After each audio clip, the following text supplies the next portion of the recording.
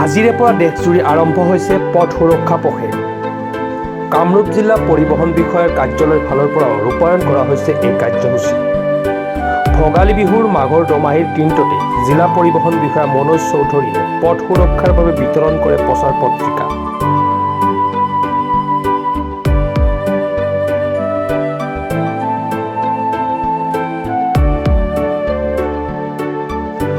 নাগৰিকৰ জীৱন সম্পত্তিৰ সুৰক্ষাৰ স্বাৰ্থত পঞ্চসূত্ৰ পৰামৰ্শ আগবঢ়াইছে পৰিবহণ বিভাগে।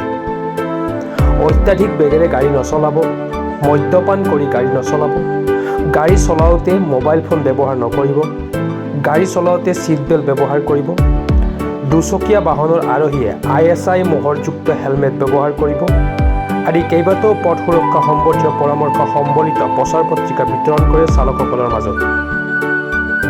অসমবাসী ৰাইজক ভোগালী বিহুৰ আন্তৰিক শুভেচ্ছা জনাইছোঁ।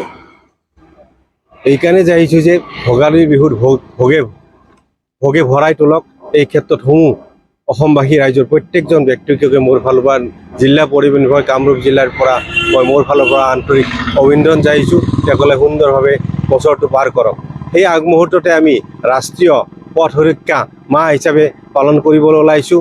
এই পথ সুৰক্ষা মাহত আমি প্ৰথম পদক্ষেপ হৈ লৈছোঁ যে ইয়াত প্ৰত্যেকজন ব্যক্তিকে আমি ৰিফ্লেক্ট আৰু মাইক যোগে আমি প্ৰচাৰ কৰিছোঁ যে তেখেতসকলে প্ৰত্যেকজন ব্যক্তিয়ে পথৰ ক্ষেত্ৰত যিটো মানিবলগীয়া নিয়ম সুন্দৰভাৱে মানি চলক। তেনে ক্ষেত্ৰত আমি পঞ্চসূত্ৰ ইয়াত ব্যৱহাৰ কৰিছোঁ।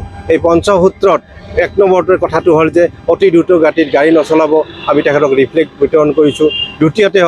দ্বিতীয়তে হ'ল যে আপুনি মোবাইল ফোন প্ৰত্যেকজন ব্যক্তিক ক'ব বিচাৰিছোঁ যে আপোনালোকে আজি পহিলা মাঘৰ দিনৰে পৰা প্ৰতিজ্ঞাবদ্ধ হওক যে মোবাইল ফোন ব্যৱহাৰ কৰি গাড়ী নচলাওঁ। 3 নম্বৰতে আমি ক'ব বিচাৰিছোঁ যে তেখেতকে চাৰিচকীয়া বাহনত ছিট বেল্ট ব্যৱহাৰ কৰিবৰ কাৰণে তেখেতলোকক আমি আঙুলিয়াই দিছোঁ। এইকাৰণে কৈছোঁ যে দুৰ্ঘটনা হ'লে আমি ছিট বেল্ট লগালে নিশ্চয় আমি মানৱ জাতিটো বচাৰ ক্ষেত্ৰত সহায় হ'ব। 4 নম্বৰতে আমি ক'বলৈ বিচাৰিছোঁ যে মদ পান কৰি গাড়ী চলাব নালাগে আৰু তেখেতসকলক কৈছোঁ যে এইখন ৰিফ্লেক্ট লওক। এইখন আমি 5জন মানুহক হ'লেও আপোনালোকে এইটো এৱাৰনেছ দিব। পঞ্চমটো হৈছে যে আমি তেখেতসকলক ক'ব বিচাৰিছোঁ যে আমি অসম তথা ভাৰতবৰ্ষত যেনেকৈ মৃত্যুৰ হাৰ বাঢ়ি গৈছে, যে এক্সিডেণ্টৰ হাৰ বাঢ়ি গৈছে, ঠিক তেনেকৈ কামৰূপ জিলাৰ ক্ষেত্ৰত অতি দুখৰ বিষয় যে যোৱাবাৰ 2022-23 আমি অসমৰ ভিতৰতে 1 নম্বৰ পজিশ্যনত হৈ গৈ আছোঁ। সেই ক্ষেত্ৰত মই ইয়াত প্ৰথম জইন কৰি 10 দিন ইয়াত জইন কৰিলোঁ। মই প্ৰতিজ্ঞাবদ্ধ হৈছোঁ যে আমি কামৰূপ ডিষ্ট্ৰিক্টত আমি কেনেকৈ মৃত্যুৰ হাৰ আৰু এক্সিডেণ্ট কমাব সেই ক্ষেত্ৰত আমি মাহজোৰা কাৰ্যসূচী গ্ৰহণ কৰিছোঁ। নিউজ ডেস্ক ৰিপৰ্ট, প্ৰাতঃ টাইম ডিজিটেল।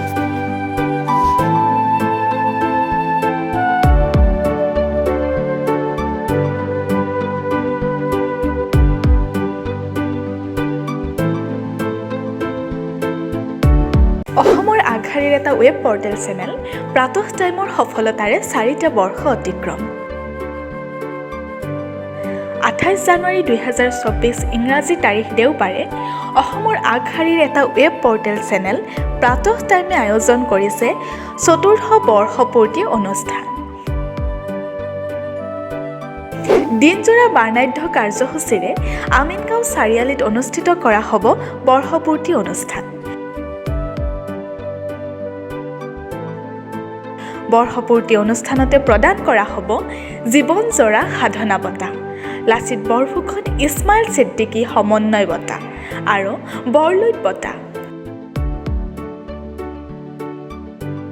আয়োজন কৰা হৈছে সদৌ অসম ভিত্তিক চিত্ৰাংকন প্ৰতিযোগিতাৰ লগতে ভূপেন্দ্ৰ সংগীত প্ৰতিযোগিতাৰ। বহুতো আকৰ্ষণীয় পুৰস্কাৰৰ লগতে ভূপেন্দ্ৰ সংগীত প্ৰতিযোগিতাত আছে সৰ্বমুঠ 46,000 টকাৰ প্ৰাইজ মানি।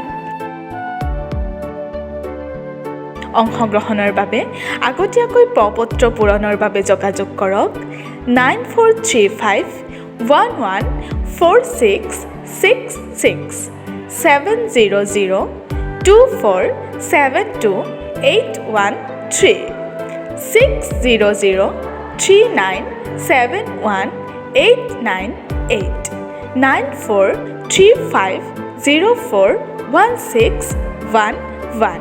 ধন্যবাদ।